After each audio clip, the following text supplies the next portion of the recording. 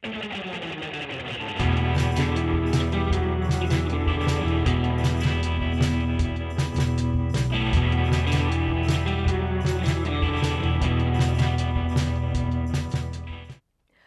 back to Review Crew. I'm Laura. And I'm Roman. On today's episode, we're going to review Death on the Nile. Gabe and Tim are going on the spot to review The Dark Knight. Here's the trailer for Death on the Nile. Ladies and gentlemen, please welcome the newlyweds, Mr. and Mrs. Simon Doyle. You must meet Hercule Poirot. My congratulations, madame. Merci. He's only the greatest detective alive. I suspect you invited me for reasons other than the fun. You had something to hide. We have the Karnak all to ourselves, a chef and enough champagne to fill the Nile. Should have hidden it, shouldn't you? When you have money, no one is ever really your friend. It's too late to change events. It's time to face the consequence. Someone is dead. The crime is murder. Never again is what The you murderer saw. is one of you. Were you aware of any grudges? Madame is used to getting what she wants. Never again is what you I don't feel safe here. the time before. I don't feel safe with any of them. There are so many conflicting hates and jealousies. Oh, I like this. Did you see or hear anything? I did not trust her. I still don't. What did you do last night? You accused me of murder. He accuses everyone of murder. It is a problem, I admit. The murder was methodically planned.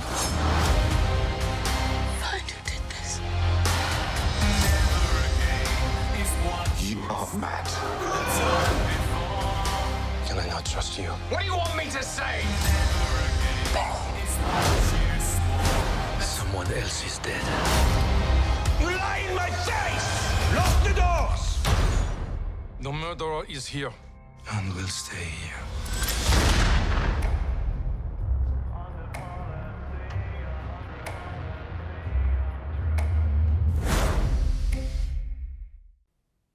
So, Death on the Nile. What do you think? Well, I'm a sucker for a good period piece. I love mystery. I love Agatha Christie's works, so I was really excited to see this. You know, it wasn't the best movie I've ever seen, but I was able to enjoy it, a lot of it.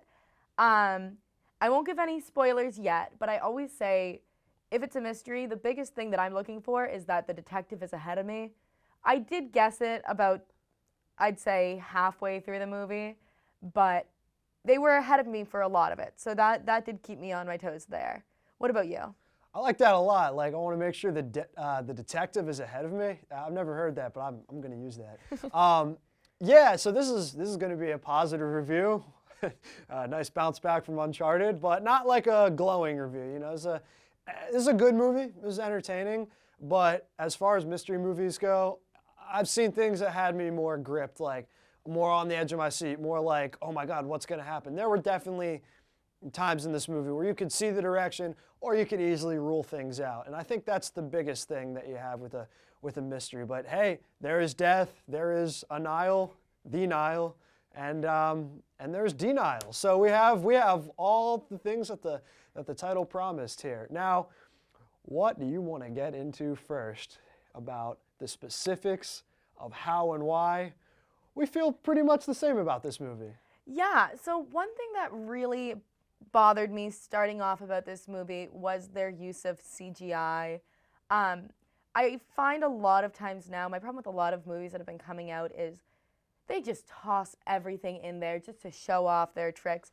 But at the end of the day, I think even if it looks amazing, our brains can pick up the second something seems off, the lighting's slightly off, the colors just don't seem realistic, especially when they're building a backdrop. So obviously this movie takes place in Egypt, and I felt they often were using these huge generated sets when, you know, I'm not sure, this might have been filmed, I think it was filmed just before the pandemic. Mm-hmm.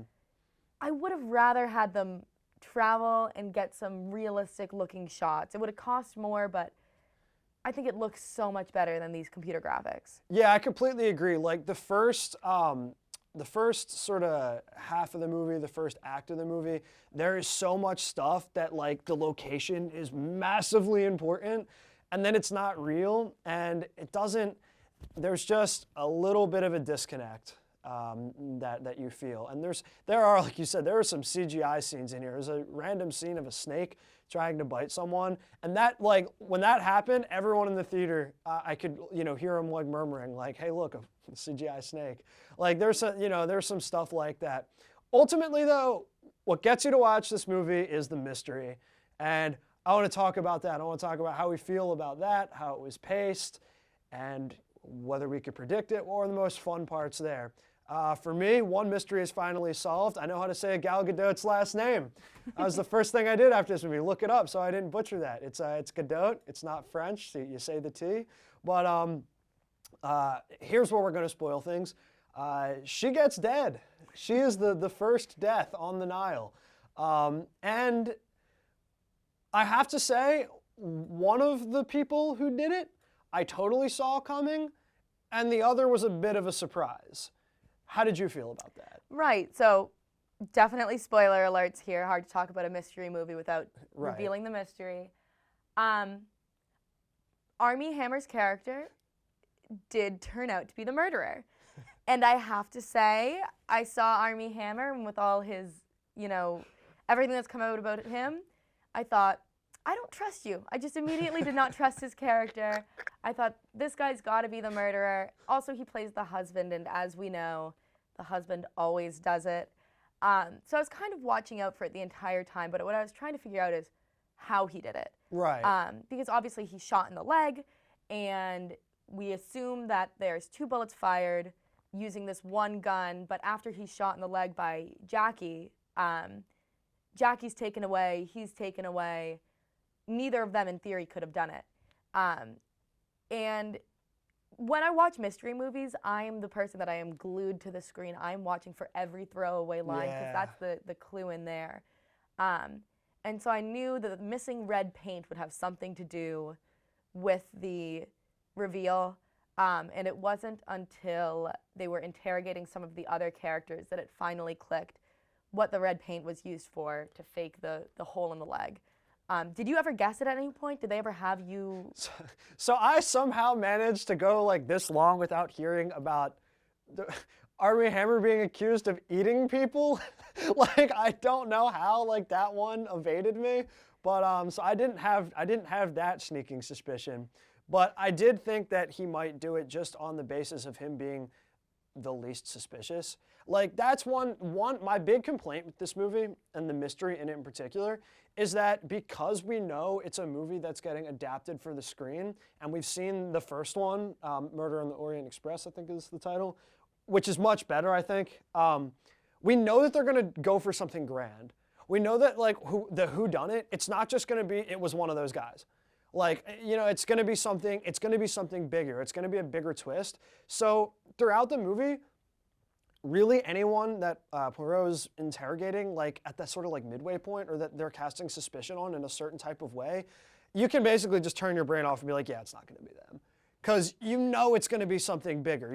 It's not gonna be as simple as this person, this party member, who there was a little bit of suspicion on from the beginning, did it. Like, it's not gonna be, that they're gonna go for something bigger than that.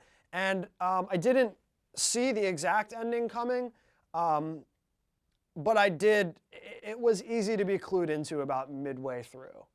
Right. And we can get into some of those characters, about some of those details, right after this break. Mama told me, if this is seven, hold your head up high. My parents told me, that since I was 11, hold your head up high.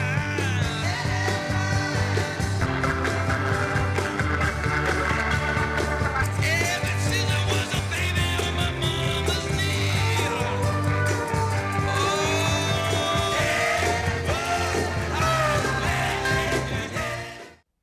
Welcome back. We're continuing our discussion about Death on the Nile. So, Who were your favorite characters and who were your least favorite characters in this movie? Unfortunately, the list of least favorite characters and forgettable characters, I think, far outweighs the list of characters that when they were on the screen, I was like, oh yeah, more of them. Poirot's the best character in this movie. If you don't know who that is, it's the main detective.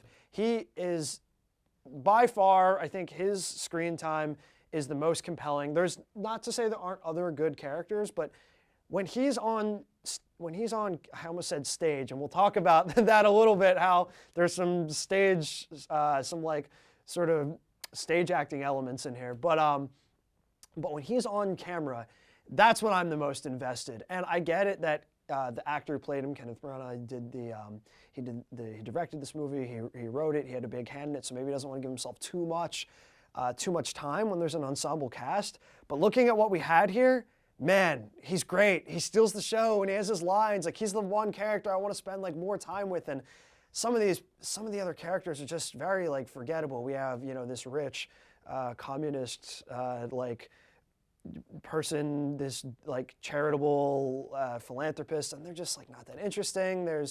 I'm trying to see just all sorts of various rich people that aren't that interesting, just like a lot of rich people with broken hearts that, I don't know, and like Russell Brand shows up at one point, and I was like, oh my God, Russell Brand, this is gonna be great, and then he doesn't really do anything. He's kind of lame.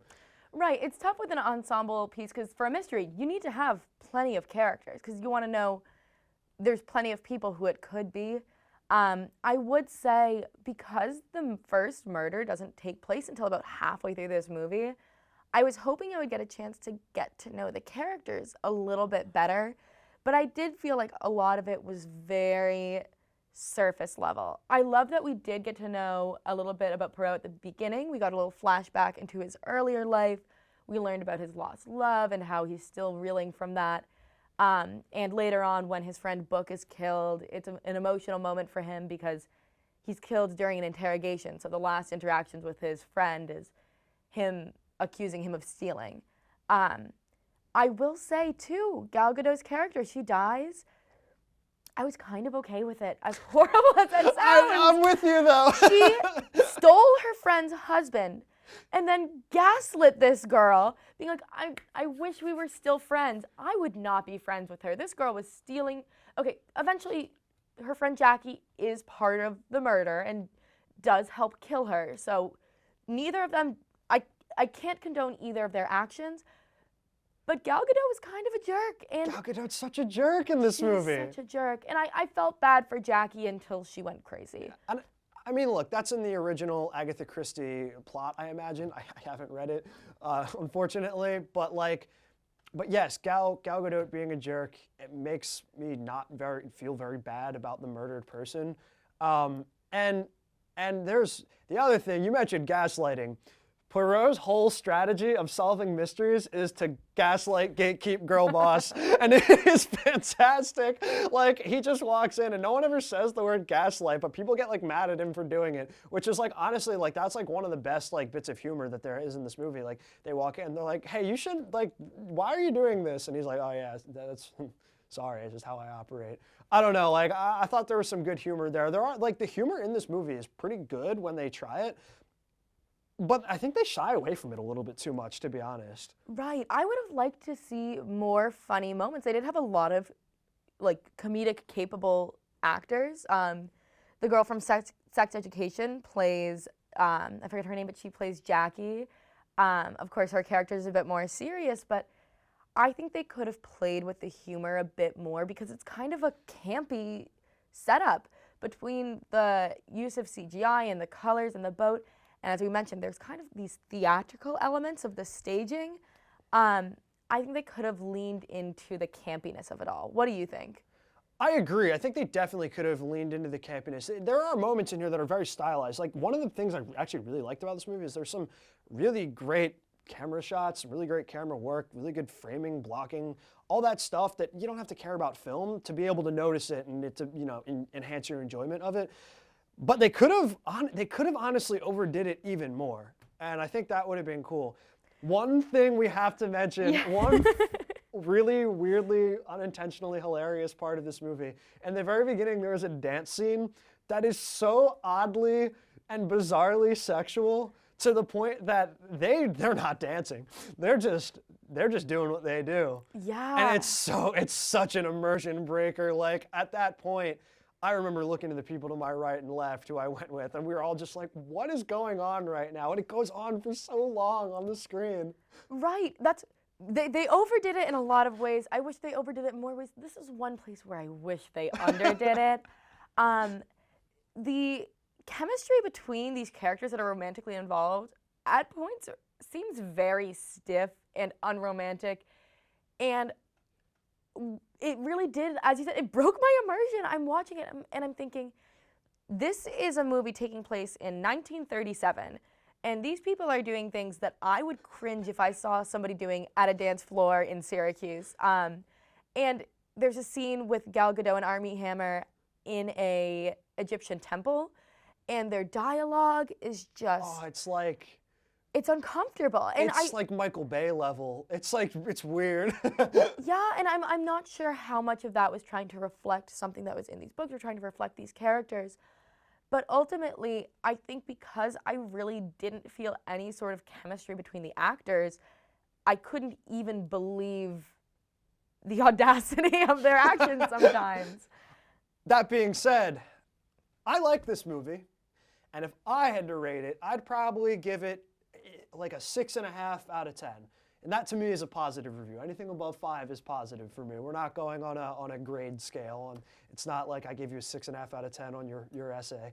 But how would you feel? How would you rate it? I would give it about the same thing. I was thinking a 6 or a 7. Definitely something I think is worth watching if you're still willing to watch it after all of our spoilers. Definitely kept me on my toes at different points until I guessed it. But I think it's a fun mystery and a really interesting world that they're building, and I'm really excited to see if they develop any more of Agatha Christie's works in the future. I would like to see it. So far, they've been fun to check out. Maybe not the most memorable movies, but a good trip to the theater. So that's our thoughts on Death on the Nile, and we'll be right back. That's all for this week. If you want to follow more Review Crew content, go to the Review Crew Instagram, Twitter, and TikTok, as well as Orange TV Network on Facebook, Twitter, Snapchat, Instagram, and YouTube. Find the Review Q's podcast on Spotify or on our website at orangetvnetwork.syr.edu, where you can also find our blog and more OTN information. Check out this week's screening hosted by University Union, Resident Evil, Welcome to Raccoon City. Also, be sure to check out Friday Night Movie Night on OTN. This week's movies are Cyrano de Bergerac, Royal Wedding, and Superman 03, 04, and 05. See you next week.